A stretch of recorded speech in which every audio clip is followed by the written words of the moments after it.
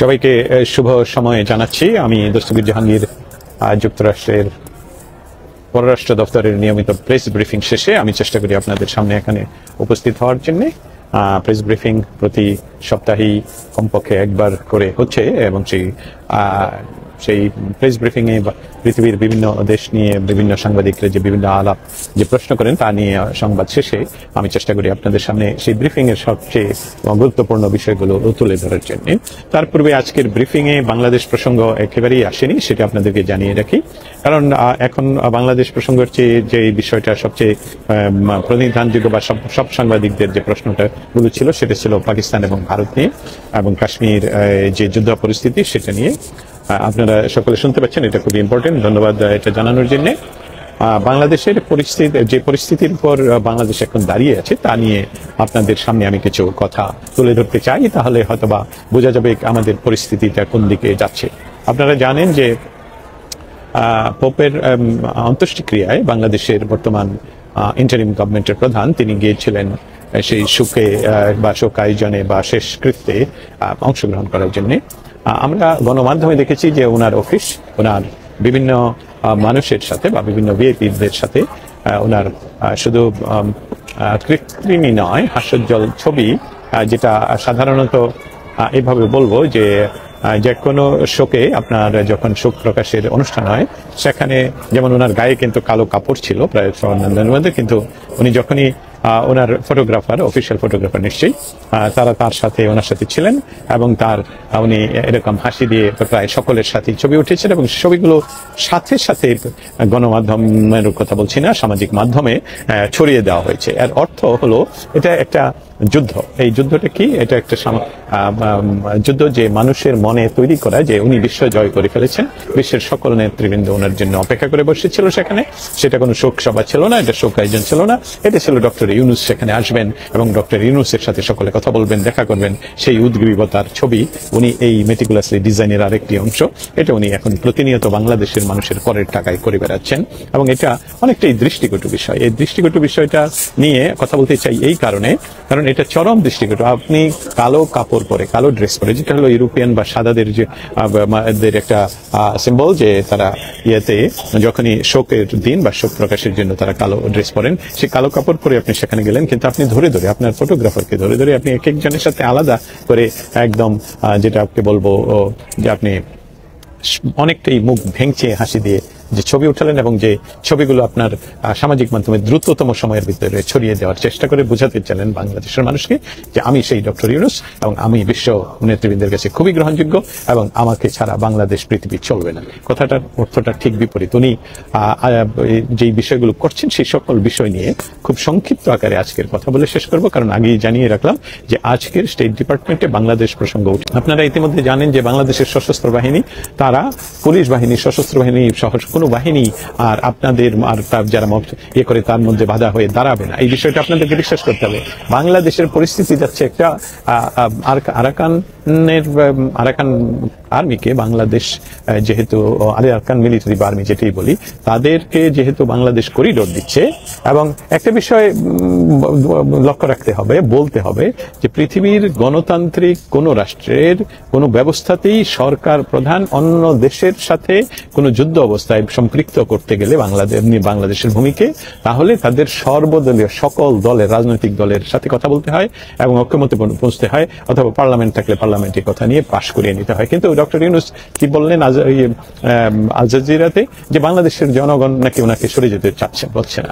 আপনি অনির্বাচিত সরকার হয়ে, অনির্বাচিত সরকার ডিজাইন করে, সরকারে দখল করে আপনি বলছেন আপনাকে কেউ সরে যেতে বলছে না, অথচ প্রত্যেকটি রাজনৈতিক দলই বলছে, আপনি নিজে বলছেন নির্বাচন হবে, আপনি বলছেন ছোট সংস্কার বড় সংস্কার, ছোট হলে ডিসেম্বরের মধ্যে, বড় সংস্কার হলে জুনের মধ্যে।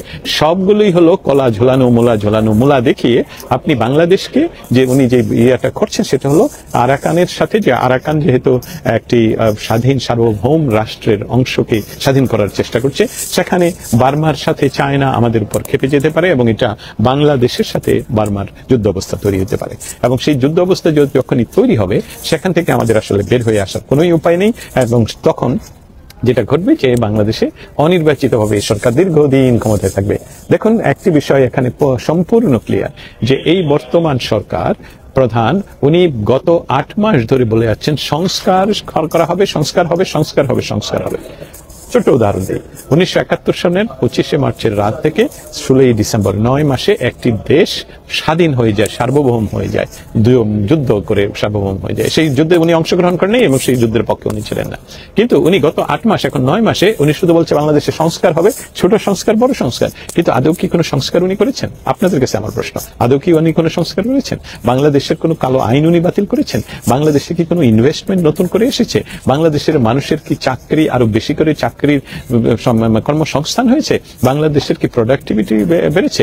বাংলাদেশে কি সন্ত্রাস নির্মূল হয়েছে? বাংলাদেশে কি বিভিন্ন যে ছিনতাই, খুন, গুম এসবগুলো কি কমেছে? কিছুই কমে নেই। অতএব দেশটাকে উনি যে ওনার নেতৃত্বে কি করা হয়েছে, 32 নম্বরকে ভাঙা হয়েছে, 71কে অস্বীকার করা হচ্ছে, মুক্তিযুদ্ধের অস্বীকার করা হচ্ছে, 26শে মার্চ আমাদের স্বাধীনতা দিবসে উনি বাংলাদেশ রেখে অন্য দেশে ভ্রমণ করতে চলে যাচ্ছেন, 16ই ডিসেম্বর ঠিক মতো পালন করা হচ্ছে না, আমাদের জাতীয় দিবসগুলোকে পালন করা হচ্ছে না, জাতীয় রাজনীতিবিদদেরকে সম্মান দেখানো হচ্ছে না, বঙ্গবন্ধুকে অস্বীকার করা হচ্ছে। কিন্তু বলা হচ্ছে সংস্কার করার পরে নির্বাচন দেবে। আপনাকে এই তথ্য আসলে কেউ দেয়নি। আপনি কিসের সংস্কার করবেন, কবে করবেন?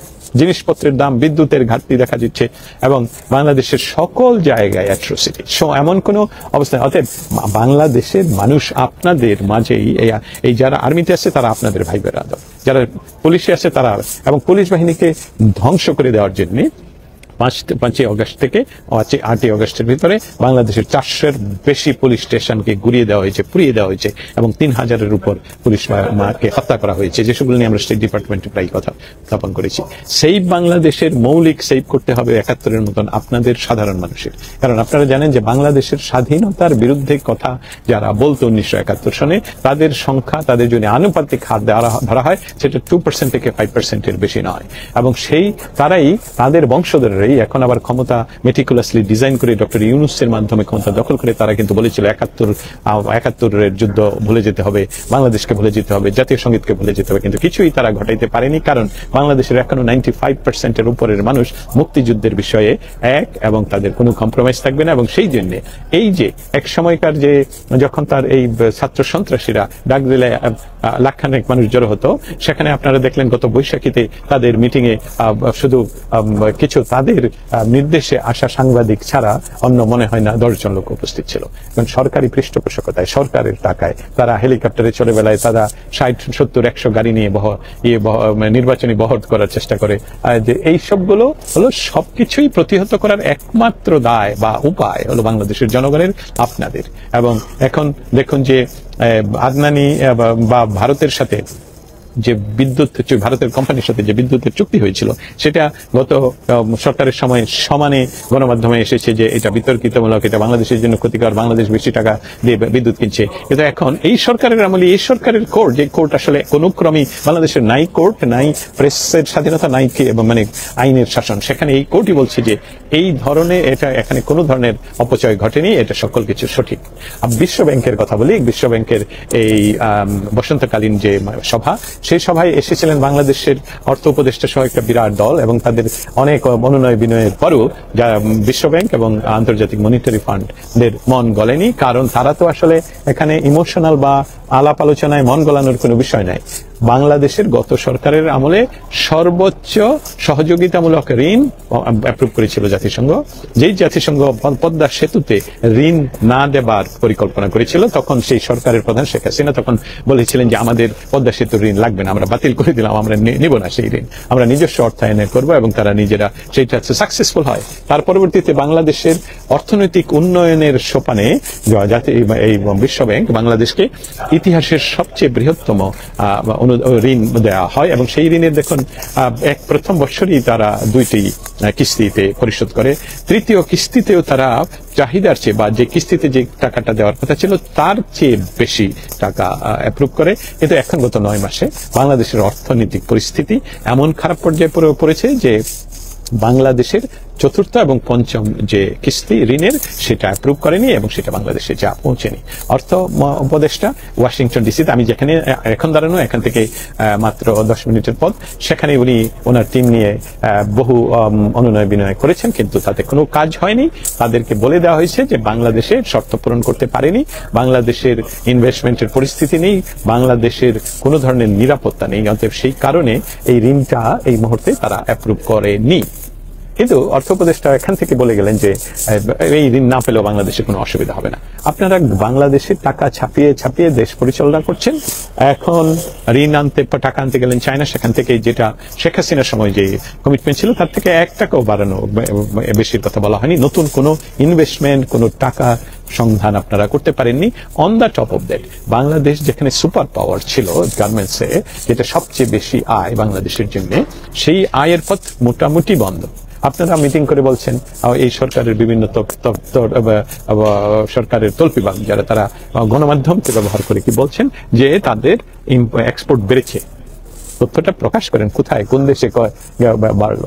গত 24 ঘন্টা আগে একজন উপদেষ্টাকে সাংবাদিকরা কঠিন প্রশ্ন করায়, তাদের 3 জনকে 3 টিভি থেকে চাকরিচ্যুত করা হয়। নট অনলি দ্যাট, সেই চাকরিচ্যুতের পর দীপ্ত টিভিকে বন্ধ করে দেওয়া হয়। ফেসিজম কাকে বলে এর উদাহরণ আপনারা দেখে নিজেরা স্বচক্ষে দেখছেন। এইটাকেই বলে ফেসিবাদ।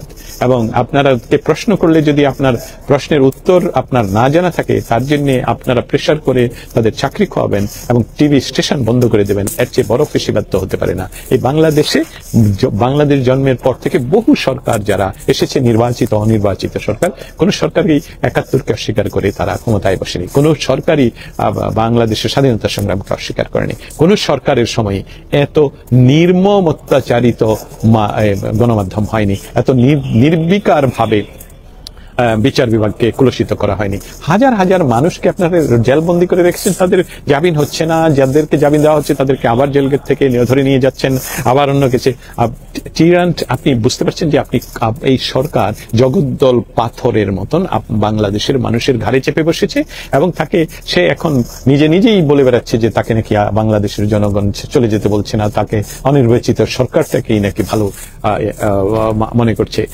এর চেয়ে বড় ফেসিজম তো হতে পারে না।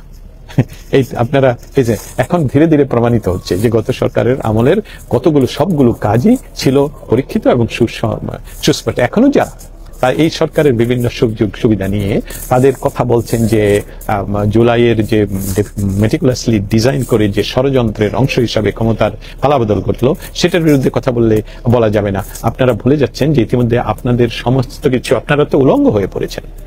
এখানে বাংলাদেশের অর্থনীতির অবস্থা সঠিক ছিল, বাংলাদেশের বেকারত্ব হ্রাস পেয়েছিল, বাংলাদেশের গণমানুষের আয়ের উপায় ছিল, বাংলাদেশের মহিলাদের ক্ষমতায়ন ছিল সর্বোচ্চ।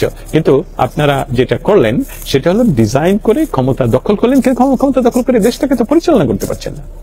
রাস্তায় মানুষ নামতে পারছে না, মেয়েদেরকে শিশু সহ রেপ করা হচ্ছে এবং ইসলামী জঙ্গি গোষ্ঠীর উত্থান। বাংলাদেশের আইন উপদেষ্টা উনি পাকিস্তানি জঙ্গি গোষ্ঠী যেটা নিষিদ্ধ, তাদের লিডারের সাথে মন্ত্রণালয়ে দেখা করে এবং সেই জঙ্গি গোষ্ঠী যারা স্বীকার করে যে জম্মু কাশ্মীরে তারা আক্রমণ করেছে, তাদেরকে সাথে নিয়ে ছবি প্রকাশ করে বাংলাদেশের আইন উপদেষ্টা আসিফ নজরুল। এবং সেটা কিন্তু আমেরিকা লক্ষ্য রাখছে যে কারা এদেরকে সাপোর্ট করছে। আপনাদেরকে একদিকে যেরকম বলা হচ্ছে যে যুদ্ধ পরিস্থিতিতে কোনো নির্বাচনের প্রয়োজন নেই, কিন্তু আমরা ভুলে গেলে চলবে না বাংলাদেশের ভূখণ্ডে বাংলাদেশের মানুষ যারা ৭১ যুদ্ধ করে দেশকে স্বাধীন করেছে, তারা আপনাদের এই পরিকল্পনা বাস্তবায়িত হতে দিতে পারে না। অতএব এটাই হলো বাস্তবতা যে বাংলাদেশের মানুষকে সজাগ হতে হবে। আপনারা রাস্তায় নেমে পড়লে আপনাদেরকে বাধা দেওয়ার মতন কোনো শক্তি বাংলাদেশে নেই। কোনো সশস্ত্র বাহিনীও আপনাদের বিরুদ্ধে যাবে না, কোনো পুলিশ বাহিনীতে যাওয়ার প্রশ্নই উঠে না, কারণ তাদের আত্মীয় স্বজনকে তাদেরকে মারা হয়েছে, মেটিকুলাসলি ডিজাইন করে মারা হয়েছে, হত্যা করা হয়েছে, ঝুলিয়ে রাখা হয়েছে, পুড়িয়ে মারা হয়েছে, প্রেগনেন্ট পুলিশ অফিসারকে মারা হয়েছে। অতএব তাদেরকে সহযোগিতার জন্য বাংলাদেশের মানুষকে রাস্তায় নামতে হবে।